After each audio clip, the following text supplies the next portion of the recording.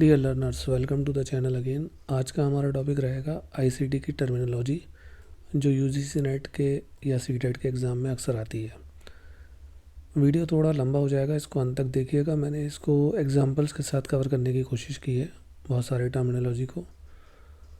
देखिए, जैसी पहली टर्मिनोलॉजी इंटरनेट है, तो इंटरनेट एक ग्लोबल नेटवर्क होता है जो बिलियन डिवाइसेस के साथ जुड़ा होता है। इसको मैं पिछले वीडियो में भी कवर अप कर चुका हूँ। जैसे मान लीजिए मैं यहाँ इंटरनेट के थ्रू जुड़ा हुआ हूँ यूट्यूब चैनल से, और वही इंटरनेट डिवाइसेस के थ्रू होता हुआ आपके पास आ रहा है। तो ये सब क्या है? ये इंटरनेट का पूरा एक जाल है। तो इंटरनेट क्या हुआ? एक ग्लोबल नेटवर्क हुआ जो कनेक्ट होता है बिलियंस डिवाइसेस के साथ में। जैसे एक वेबसाइट है, तो उसके जो वेब पेजेस हैं वो किसी एक जगह अपलोडेड हैं, लेकिन इंटरनेट के थ्रू आप उनको एक्सेस कर पाते हैं अपने अलग अलग जगहों पर। ये फैसिलिटेट करता है कम्युनिकेशन को, डेटा शेयरिंग को और इन्फॉर्मेशन को एक्सेस करने को। अब दूसरी टर्मिनोलॉजी की अगर हम बात करें तो www जो है वर्ल्ड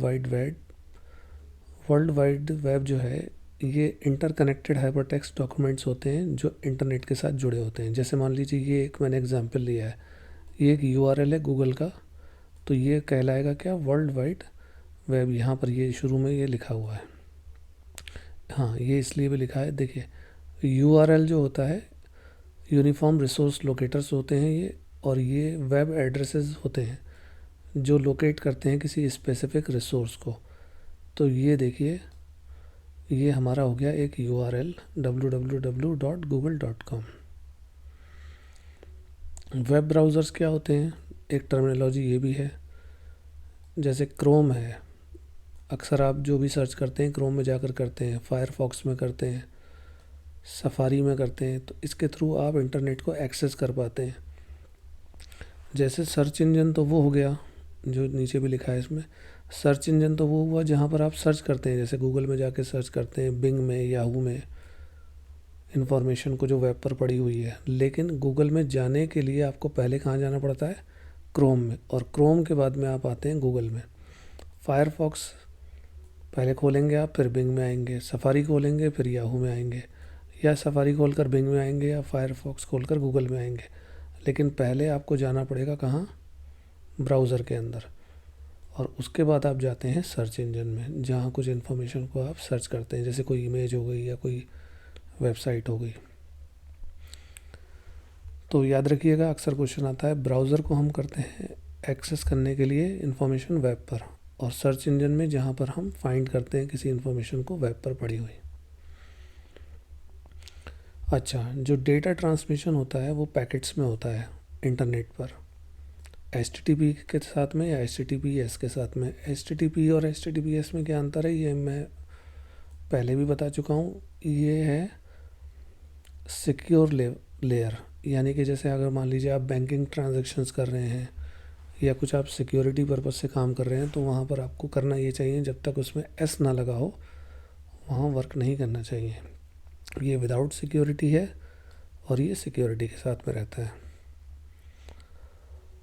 दूसरी टर्मिनोलॉजी की अगर हम बात करें तो जैसे ईमेल है, फाइल शेयरिंग है, सोशल मीडिया है, ऑनलाइन गेमिंग है, ये अब प्रोमिनेंट इंटरनेट एप्लीकेशंस होते जा रहे हैं।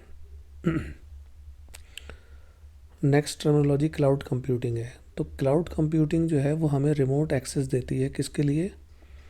जो भी रिमोट स्टोरेज है, ताकि हम उसको एक्सेस कर पाएँ डेटा को। इसको मैं थोड़ा क्लियर कर देता हूँ। जैसे मान लीजिए मैंने एक स्थान से, जैसे मैं यहाँ नैनीताल से हूँ फॉर एग्ज़ाम्पल, तो मैंने नैनीताल से कोई डेटा अपलोड किया फॉर एग्ज़ाम्पल। उसके बाद में क्या होगा, वो डेटा मैंने गूगल ड्राइव पर अपलोड कर दिया, फिर हम उसे देख रहे हैं दिल्ली से आप लोगों को मैंने एक इंटरनेट लिंक दे दिया, फिर आप उससे कर रहे हैं। तो ये क्या हो रहा है? क्लाउड की तरह ये मूव करता जा रहा है। जैसे यूट्यूब पर जो डेटा पड़ा हुआ है वो सारा का सारा कहाँ है? क्लाउड पर है। कभी आप उसे एक जगह से देख रहे हैं, कभी दूसरी जगह से देख रहे हैं। तो क्लाउड कंप्यूटिंग क्या होती है? हमें रिमोट स्टोरेज की फैसिलिटी देती है, जिससे हम डेटा को एक्सेस कर पाते हैं और उसे यूज़ कर पाते हैं। इंटरनेट सिक्योरिटी क्या होती है इसको समझ लीजिए। इंटरनेट सिक्योरिटी जो होती है उसमें हम फायरवॉल्स का इस्तेमाल करते हैं, इनक्रप्शन का यूज़ करते हैं और एंटीवायरस सॉफ्टवेयर का यूज़ करते हैं। थोड़ा इस पर बात हो जाए। देखिए फायरवॉल्स क्या हुए, फायरवॉल्स ऐसे होते हैं जैसे आपने अपने कंप्यूटर में लगा लिया, सर्वर पर लग गए ये, तो फायरवॉल से क्या होगा, फिर वायरस नहीं आएगा और सिक्योरिटी थ्रेट्स नहीं मिलेंगी, और मिलेंगी तो वो ठीक से काम नहीं कर पाएंगे। इनक्रिप्शन, जैसे आप व्हाट्सअप यूज़ करते हैं तो जो आपके मैसेजेस होते हैं वो इनक्रिप्टेड होते हैं, तो वो किस लिए हैं, क्योंकि आपकी इंटरनेट की सिक्योरिटी, आपके मैसेजेस प्राइवेसी ब्रीच ना हो। एंटीवायरस सॉफ्टवेयर भी इसमें काम करते हैं। मान लीजिए आप ऑनलाइन ट्रांजैक्शन कर रहे हैं या इस तरीके का कुछ काम कर रहे हैं, तो इंटरनेट सिक्योरिटी को मेंटेन करने के लिए एंटीवायरस सॉफ्टवेयर भी आपका बहुत हेल्प करता है। अच्छे सॉफ्टवेयर आपको लेना चाहिए, कई हैं मार्केट में, उस पर कभी फिर चर्चा करेंगे।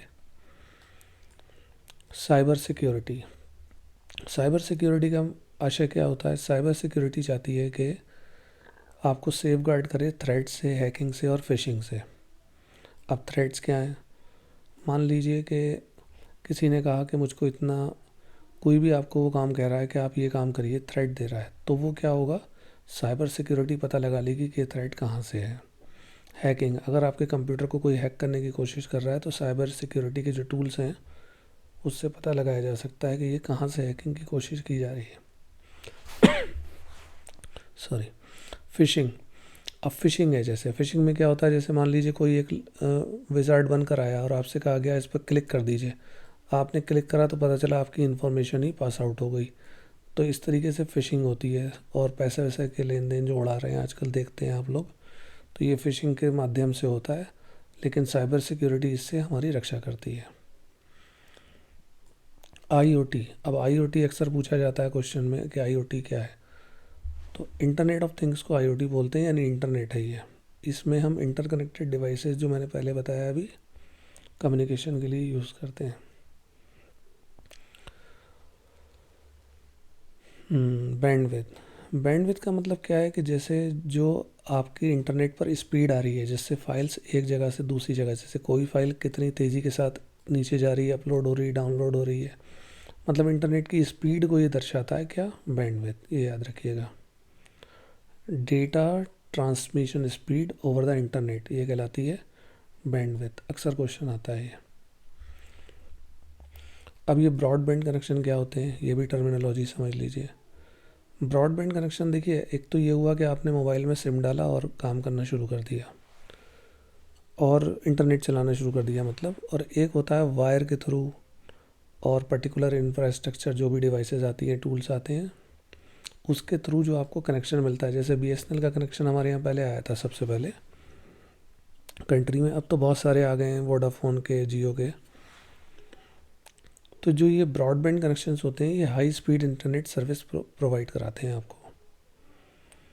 देखिए वाईफाई, वाईफाई क्या होता है इसमें, अब ब्रॉडबैंड में क्या है, इसमें तो वायर लगे होते हैं, जैसे एक डिवाइस है यहाँ पर, उन्होंने कोई डिवाइस लगा कर चले गए और कंप्यूटर से आपके वो वायर जुड़ा ही रहेगा। लेकिन वाईफाई जो है, वाईफाई में इस सिस्टम की कोई दिक्कत नहीं है, यहाँ पर ये लिमिटेशन ख़त्म हो जाती है, इसमें वायरलेस इंटरनेट एक्सेस मिल जाता है आपको, जो एक रेंज होती है, with in the range of router. पता चला कि आपका पड़ोसी जो है, आप यहाँ पर हैं और आपका पड़ोसी है वो भी उसे एक्सेस कर पा रहा है, लेकिन इतनी दूर का जो पड़ोसी है वो इसे एक्सेस नहीं कर पाएगा। तो ये एक पर्टिकुलर रेंज होती है, उसी में आप काम कर सकते हैं। ईथरनेट केबल क्या होती हैं इसको समझ लीजिए। ईथरनेट केबल जो होती हैं ये एक तरीके का वायर्ड कनेक्शन, यानी जैसे मान लीजिए आपका यहाँ पर एक पोर्ट लगा हुआ है और एक कंप्यूटर यहाँ पर है, सिस्टम आपका लैपटॉप है, तो इसमें से एक वायर आएगी ब्रॉडबैंड की तरह और जाके कनेक्ट हो जाएगी। तो क्या होगा, आपको फास्ट स्पीड वाला इंटरनेट एक्सेस मिल जाएगा। ये ईथरनेट केबल के थ्रू हो जाता है।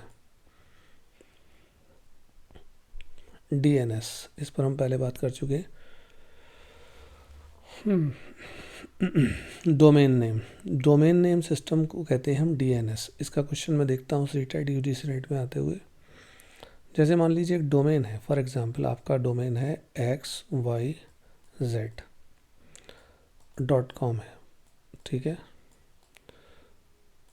तो अब आप ये चाहते हैं कि XYZ के ना खुले, बल्कि ये चला जाए सीधा अमेज़न पर या किसी और दूसरी वेबसाइट पर जाकर खुले।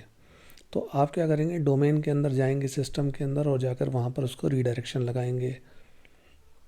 या आप और कुछ चाहते हैं तो ये जितने भी काम कार्यवाहियाँ होती हैं ये सब किस में होंगी, डोमेन नेम की सेटिंग के अंदर जाके होंगी। That is called DNS। और राउटिंग के लिए इसको हम यूज़ करते हैं। VPN अक्सर पूछा जाता है कि VPN क्या होता है। ये होता है एक वर्चुअल प्राइवेट नेटवर्क। देखिए, ये आपको प्राइवेसी देता है इंटरनेट पर। जैसे यदि आप मान लीजिए कुछ वेबसाइट्स हैं वो हमारे कंट्री में बंद हैं, बैन है, या किन्हीं भी कारणों से अगर मान लीजिए कोई काम आप ऐसा चाह रहे हैं कि वो बहुत ही ज़्यादा प्राइवेसी के साथ में हो, तब आप क्या करेंगे, VPN का यूज़ करेंगे। आजकल तो VPN बहुत सारे आने लगे हैं। तो ये VPN क्या करता है, एक तरीके का वर्चुअल आभासी दुनिया में आपको प्राइवेट नेटवर्क प्रोवाइड कराता है, जो कि होता है बहुत ज़्यादा सिक्योर, और इससे पता नहीं चल पाता है कि कौन यूज़र कहाँ से काम कर रहा है, क्या काम कर रहा है। आमतौर पे लोग इसका गलत तरीके से भी इस्तेमाल करने लगे हैं, जो नहीं करना चाहिए। वेब कुकीज़ क्या होती हैं, जैसे आपने देखा होगा कि जैसे आपने कोई एक ऐड पर क्लिक कर दिया, कभी ऐसा होता है, तो अब क्या होगा, उसी से रिलेटेड बहुत सारी चीज़ें आपको आने लगेंगी।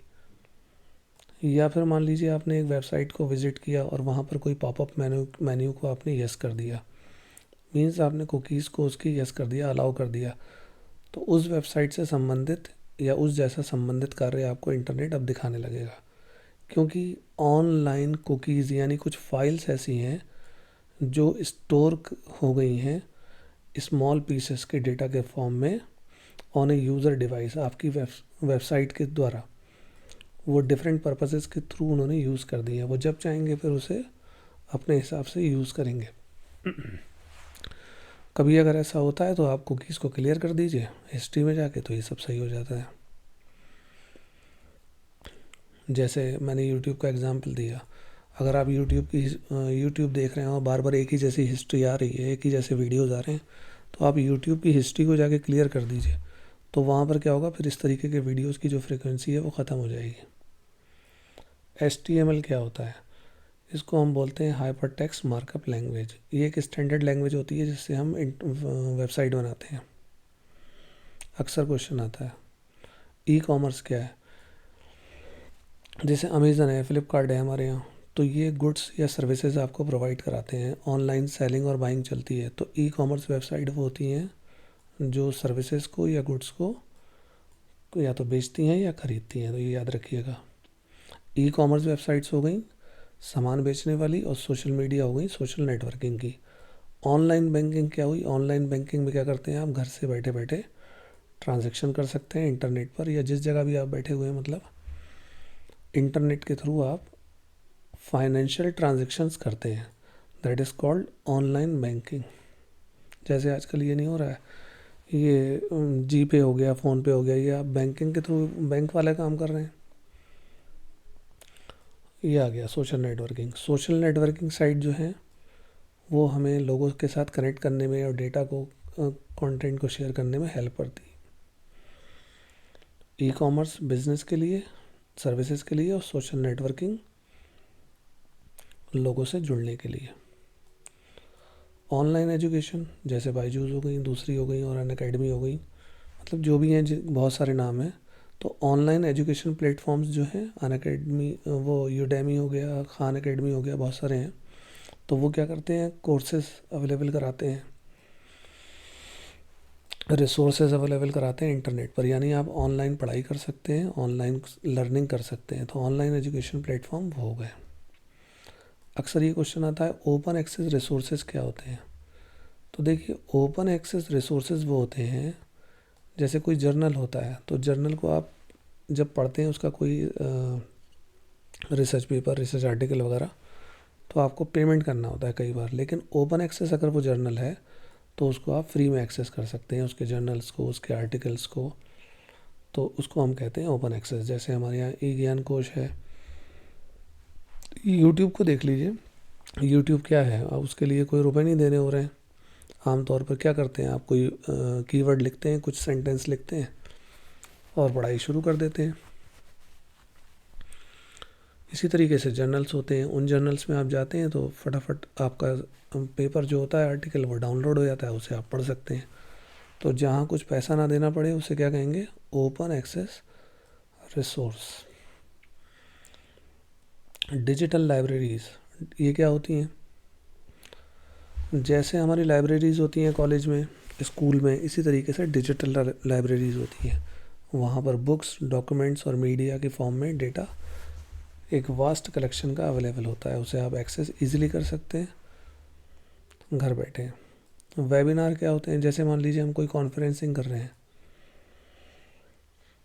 तो कॉन्फ्रेंसिंग जैसे सेमिनार होता है, सेमिनार में आपको फिजिकली उपस्थित होना पड़ता है, लेकिन वेबिनार में क्या है, घर बैठे आप रियल टाइम ऑनलाइन कोलैबोरेशन कर सकते हैं। और ऑनलाइन मीटिंग्स होती हैं, ऑनलाइन सेमिनार्स होते हैं, वीडियो कॉन्फ्रेंसिंग होती है, ये सारे के सारे क्या हैं, वेबिनार्स के थ्रू आते हैं, जैसे कोविड में हो रहा था। डिजिटल फुटप्रिंट्स, डिजिटल फुटप्रिंट्स का मतलब ये है कि जैसे आपने कोई काम किया ऑनलाइन, तो कुछ उसके निशान छूट जाते हैं, कुछ ट्रेसेस छूट जाते हैं, that is those are called digital footprints, जो जिससे ये पता लगाया जा सकता है कि आपने ऑनलाइन एक्टिविटी क्या करी है, कैसे करी है, क्यों करी है, इत्यादि सब जाना जा सकता है।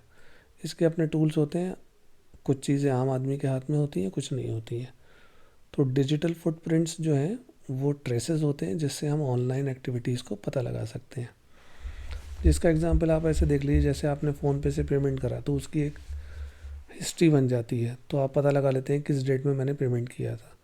तो इसी तरीके से अगर बिग डेटा में बात करें, तो बिग डेटा में भी हम एक पूरी अच्छी खासी पॉपुलेशन का और काफ़ी लोगों का पता लगा सकते हैं कि किसने क्या काम किया है ऑनलाइन। इंटरनेट एडिक्शन क्या होता है, इसको समझ लेते हैं। जब हद से ज़्यादा डिपेंडेंसी हो जाती है ऑनलाइन एक्टिविटीज़ पर, तो that is called internet addiction. मतलब हर काम के लिए आप इंटरनेट, जैसे बच्चे क्या करते हैं, गेम खेलते रहते हैं, गेमिंग एडिक्शन हो जाता है। तो इंटरनेट एडिक्शन का क्वेश्चन अगर आता है तो उसका मतलब ये है कि जब आप एक्सेसिव डिपेंडेंसी बना लेते हैं ऑनलाइन एक्टिविटीज़ को, तो उसको कहते हैं। ऑनलाइन एटिकेट्स किसको कहते हैं, इसको हम नेटिकेट के नाम भी बुलाते हैं। ये क्वेश्चन भी मैंने देखा आता हुआ। नेटिकेट्स का मतलब है ऑनलाइन बिहेवियर, यानी ऑनलाइन आप जब काम करते हैं तो किस तरीके का आपका बिहेवियर होना चाहिए, उसको हम कहते हैं नेटिकेट्स। बिग डेटा, जो मैं अभी कह रहा था, अगर बहुत बड़ी मात्रा में डेटा है ऑनलाइन, फाइल्स के फॉर्मेट में, वीडियो के फॉर्मेट में, तो उसको हम कहते हैं बिग डेटा।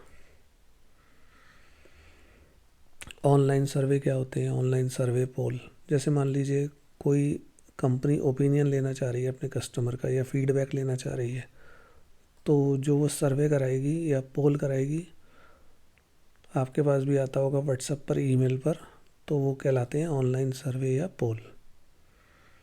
अब ये क्राउड सोर्सिंग क्या होता है, क्राउड सोर्सिंग का मतलब है कि जैसे कोई एक कम्युनिटी है ऑनलाइन और वो ये चाहती है कि उसके पास फंड इकट्ठा हो जाए, तो वो क्राउड सोर्सिंग करती है, उसको हम क्राउड सोर्स बोलते हैं। वेब एनालिटिक्स, वेब एनालिटिक्स का मतलब समझिए, वेब का मतलब है इंटरनेट और एनालिटिक्स का मतलब है पता लगाना, विश्लेषण करना।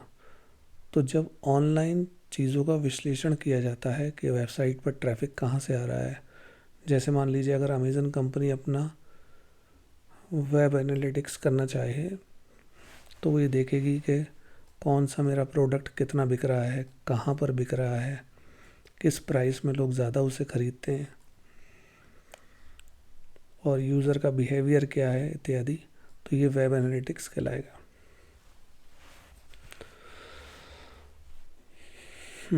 ऑनलाइन एक्टिविज़्म, ऑनलाइन एक्टिविज़्म का मतलब है कि इंटरनेट, ऑनलाइन एक्टिविज़्म यूज़ करता है इंटरनेट को सोशल और पॉलिटिकल कॉजेज़ के लिए। जैसे मान लीजिए कोई भी एक ओपिनियन, कोई एक प्रोपेगेंडा चलाया जा रहा है, या कुछ भी हो रहा है इस तरीके का काम, या कोई एक्टिविटी की जा रही है, तो वो ऑनलाइन तरीके से जब की जाएगी इंटरनेट का हेल्प लेते हुए, किस लिए, किसी सोशल या पॉलिटिकल कॉज को प्रमोट करने के लिए, तो उसको कहते हैं ऑनलाइन एक्टिविज्म।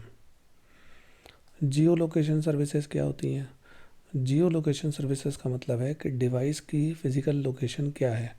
जैसे मैं यहाँ पर बैठा हूँ, अपने सिस्टम पर हूँ, आप अपने मोबाइल पर कुछ देख रहे हैं, तो उसकी जो एक फ़िज़िकल लोकेशन होगी वो बताएगी जियो लोकेशन सर्विस। डीप वेब क्या होता है? डीप वेब में क्या होता है, जैसे डीप, इसको कहते हैं हम गहरा इंटरनेट। डीप वेब में अनइंडेक्स कंटेंट होता है, यानी कि जिसको आप ट्रेडिशनली इंटरनेट पर आसानी से सर्च नहीं कर सकते और जो एक्सेसिबल नहीं होता है सर्च इंजन पर। कुछ वेबसाइट्स होती हैं, कुछ ऐसे एड्रेसेस होते हैं कि जिनको आप सर्च इंजन पर नहीं पता लगा सकते, तो वो डीप वेब के थ्रू जाया जाता है। डार्क वेब क्या है? ये दोनों काफ़ी इंटरकनेक्टेड हैं। डार्क वेब जो है इंटरनेट का एक हिडन पार्ट होता है, मतलब वो होता तो इंटरनेट पर ही है, लेकिन उसको भी आसानी से एक्सेस नहीं किया जा सकता। आमतौर पर लोग उसे इलीगल एक्टिविटीज़ के लिए यूज़ करते हैं। इंटरनेट इंफ्रास्ट्रक्चर, देखिए इंटरनेट आप चला रहे हैं, तो जैसे इंटरनेट, जैसे मान लीजिए ब्रॉडबैंड लगा हुआ है, तो इंटरनेट का जो एक ब्रॉडबैंड का जो इंफ्रास्ट्रक्चर होता है, उसमें कुछ केबल्स होती हैं, राउटर्स होते हैं और सर्वर्स होते हैं। ये भी क्वेश्चन आता है कि टिम बर्नर ली जो थे, इन्होंने सबसे पहले वर्ल्ड वाइड वेब को बनाया था 1989 में। इसको याद कर लीजिएगा आप लोग। इंटरनेट जो है वो 1990 में ज़्यादा एक्सेसिबल हो गया क्योंकि इसको रैपिड ग्रोथ मिल गई। ये कुछ खास टर्मिनोलॉजी हैं जो मैंने आप लोगों के लिए इकट्ठी करके रखी थी, सेलेक्ट करके रखी थी। जब से मोबाइल आए हैं, इन्होंने इंटरनेट को एक्सेस करना आसान बना दिया है, एक्सपेंशन इसका ज़्यादा हो गया है। सोशल मीडिया प्लेटफॉर्म जो हैं, जैसे फेसबुक, ट्विटर, इंस्टाग्राम, वो इंटीग्रल पार्ट है इंटरनेट का। इंटरनेट फोरम डिस्कशन जो होते हैं, बोर्ड, वो कन्वर्सेशन कराते हैं आपस में। इसको समझ लीजिए आप। जैसे मान लीजिए डॉक्टर्स हैं, इसको ऐसे समझते हैं, पहले सोशल मीडिया से देखते हैं। जैसे सोशल मीडिया है, तो सोशल मीडिया पे क्या होगा, आपके दूध वाले भी उससे जुड़े हुए हैं, आप भी उससे जुड़े हुए हैं, आपका किराना स्टोर वाला भी जुड़ा है, आपके टीचर भी उससे जुड़े हैं। लेकिन जो फोरम होगा और डिस्कशन बोर्ड होगा, तो अगर आप एक टीचर हैं तो फोरम में सारे टीचर होंगे, अगर आप एक डॉक्टर हैं तो बोर्ड में सारे डॉक्टर्स होंगे। सोशल मीडिया पर सभी लोग आ जाएंगे और फोरम बोर्ड में विशेष लोग आएंगे जो एक बातचीत करते हैं वेरियस टॉपिक्स पर। अच्छा, स्ट्रीमिंग सर्विसेज आजकल चल गई हैं, जैसे नेटफ्लिक्स, यूट्यूब और स्पॉटिफाई और अमेज़न प्राइम, बहुत सारी हैं। तो स्ट्रीमिंग सर्विस उनको बोलते हैं, याद रखिएगा, जो इंटरटेनमेंट के लिए यूज़ होती हैं, स्ट्रीमिंग सर्विसेज। ऑनलाइन फोरम्स, ये अभी मैंने बताया था फोरम किस लिए होते हैं। ऑनलाइन फोरम जो होते हैं नॉलेज शेयरिंग के लिए होते हैं। जैसे डॉक्टर हैं तो वो अपनी नॉलेज को शेयर कर रहे हैं, और अगर किसी को कुछ नहीं आ रहा तो वो उसे बता रहे हैं प्रॉब्लम सॉल्विंग के लिए। क्लाउड स्टोरेज अभी मैंने ऊपर बताया था, जैसे गूगल ड्राइव है, ड्रॉप बॉक्स है, आई क्लाउड है, तो इससे हम डेटा को स्टोर कर सकते हैं और सिंक्रोनाइज़ कर सकते हैं, कहीं से भी एक्सेस कर सकते हैं। ऑनलाइन मैपिंग सर्विसेज क्या होती हैं? जैसे गूगल मैप है, आप डायरेक्शन देख लेते हैं ना कि कहाँ जाना है, नेविगेट करते हैं, लोकेशन को पता लगाते हैं। तो ऑनलाइन मैपिंग सर्विसेज क्या कराती हैं? नेविगेशन कराती हैं और लोकेशन की इंफॉर्मेशन बताती हैं। कोलेबरेटिव ऑनलाइन टूल्स क्या होते हैं, इसको समझिए। जैसे गूगल डॉक्स है, आप उसमें अपना डेटा लिख सकते हैं, माइक्रोसॉफ्ट 365 है, मतलब इनको हम बोलते हैं कोलैबोरेटिव ऑनलाइन टूल्स, जिसमें आप अपना ऑफिस संबंधी काम कर सकते हैं। जब से ऑनलाइन एडवर्टाइजिंग शुरू हुई है, जैसे फेसबुक पर और यूट्यूब पर, तो इसने मार्केट का जो प्रोडक्ट और सर्विसेज हैं उनमें एक सिग्निफिकेंट रोल प्ले किया है। मशीन लर्निंग और एआई लर्निंग जो एल्गोरिदम है, उसके machine learning and AI algorithm जो होती है उसकी बहुत ज़्यादा पावर होती है। एआई के थ्रू बहुत ज़्यादा काम किए जा सकते हैं और मशीन लर्निंग भी आजकल बहुत तेज़ी से ज्वलंत मुद्दा बना हुआ है। ऑनलाइन मार्केट प्लेस जो हैं जैसे अमेज़न, ईबे, इसके थ्रू आप बाइंग कर सकते हैं और सेलिंग कर सकते हैं बहुत सारे यूज़र्स को। ये ऑनलाइन मार्केट प्लेस का मतलब यहाँ पर है ई कॉमर्स वेबसाइट्स। इसी तरीके से आजकल मैं देखता हूँ ऑनलाइन गेमिंग कम्युनिटीज़ जो हैं वो बहुत ज़्यादा प्रोत्साहित हो रही हैं। उसमें प्लेयर्स आ गए हैं ग्लोबली और मल्टीप्लेयर गेम्स भी बन चुके हैं। अब इसको समझिए, ये भी एक टर्मिनोलॉजी है, ऑनलाइन डेटिंग प्लेटफॉर्म। डेटिंग का मतलब है मिलना मिलाना। तो ऑनलाइन डेटिंग प्लेटफॉर्म जब से आए हैं तो लोग क्या कर रहे हैं, इंडिविजुअल्स रोमांटिक रिलेशनशिप को तलाशने लगे हैं।